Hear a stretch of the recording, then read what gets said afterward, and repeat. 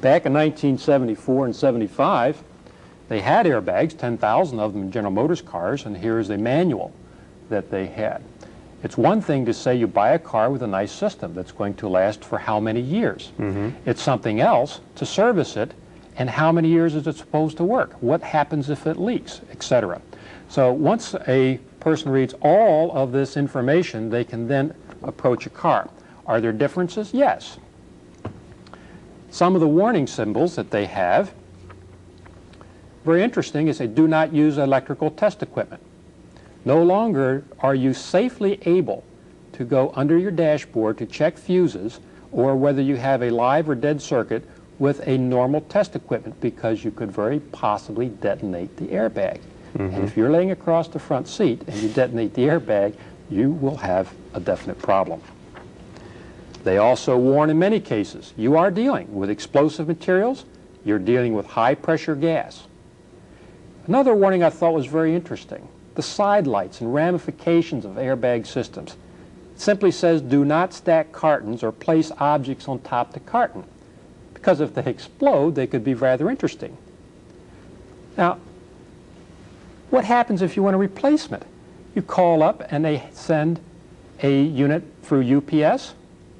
UPS doesn't have a license to carry dynamite with blasting caps in place under pressure. But that's what would be required. How many units can they put in a UPS truck? How many units can be stored safely in the service area? Always with the top side up, as if everybody always reads the instructions. You're dealing with a very dangerous, sensitive piece of information. Let's consider the case where the dashboard lights up and says, for example, your system is inoperative.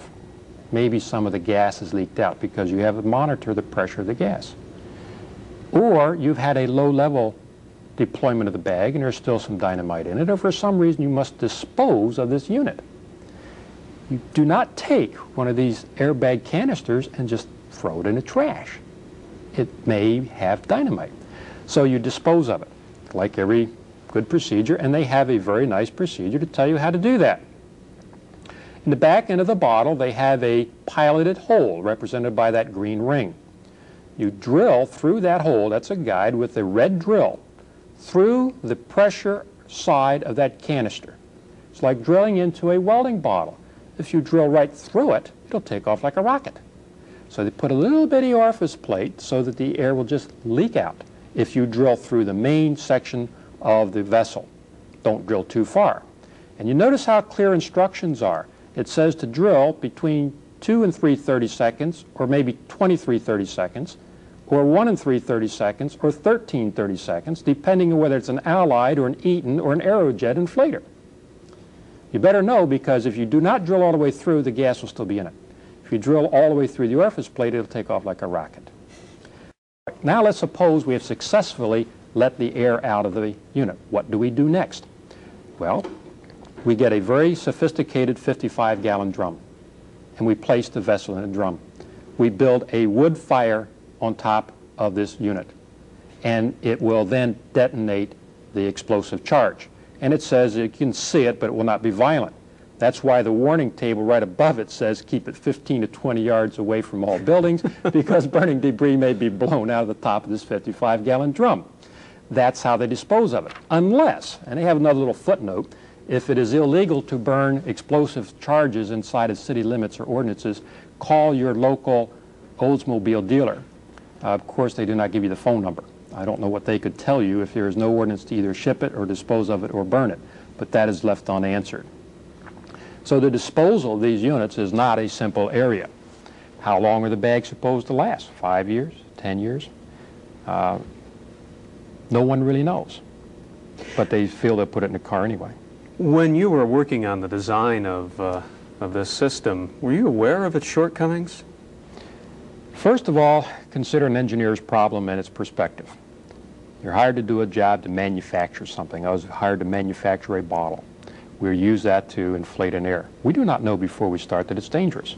It's only once you generate the volume, the gas, and you put it together, and then you find out that it is. And in the particular company I work with, Olin, and as far as I know, they are still out of that business. They had determined that it was not a business they wished to be in. But you're talking about a lot of money. and you're talking about a system that's mandated by law. And someone is going to make the best possible system.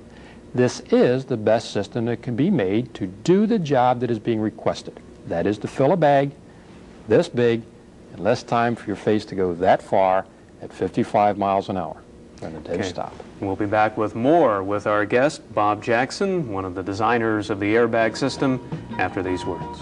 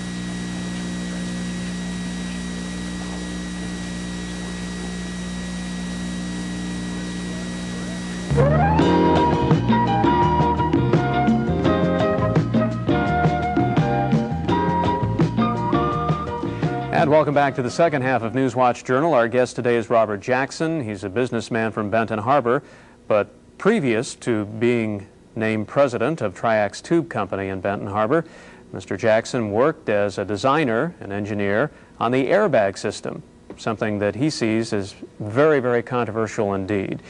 Before we went to our commercial break, Mr. Jackson, you had alluded again to the fact that the Reagan administration's ruling requiring either automatic seat belts or airbags in all domestic cars and foreign cars that are driven in this country by 1989 was not in compliance with the mandate that had been issued by the Supreme Court. You had indicated to me and our viewers that the court had required that airbags be installed in all cars as promptly as possible, not by 1989. Of course, the second half of the Reagan administration's ruling is that if two-thirds, or states representing two-thirds of the population of the country pass legislation requiring automatic safety belts, that the airbag requirement would be discarded. Why do you think it is that the Reagan administration ignored the Supreme Court mandate and issued this ruling which absolves, under certain circumstances, automobile manufacturers from installing airbags? I think the Reagan administration realizes that they're dealing with a very dangerous item in an airbag system. I think they're trying to find some way to delay or permanently alleviate the necessity of an airbag system. But that is not what the Supreme Court addressed. The law in the books requires a passive restraint system, which is interpreted as an airbag system. And that catch-22 and a half gets even further. They are equipping cars now with the Department of Transportation with a passive restraint system, quote-unquote, airbags. The airbag system has a lot of difficulties that they have found during the testing. One is that an out-of-position occupant, is the way they describe it, is in a very dangerous position when an airbag goes off. Let me explain. Say we go and pass a car going down the road, which is a normal situation, and another car comes head-on out of a gully. The driver is going to hit the brakes. The passenger may be sitting there reading a book. If they do not have their seat belts on, before they know what's happening, they're in the proximity of the windshield asking the driver what's happening. Mm-hmm. Well, at that point, if the airbag goes off, it comes out under the occupant and pushes them out the windshield. So then they find out the only way that an airbag will work properly is if you have your seat belt on.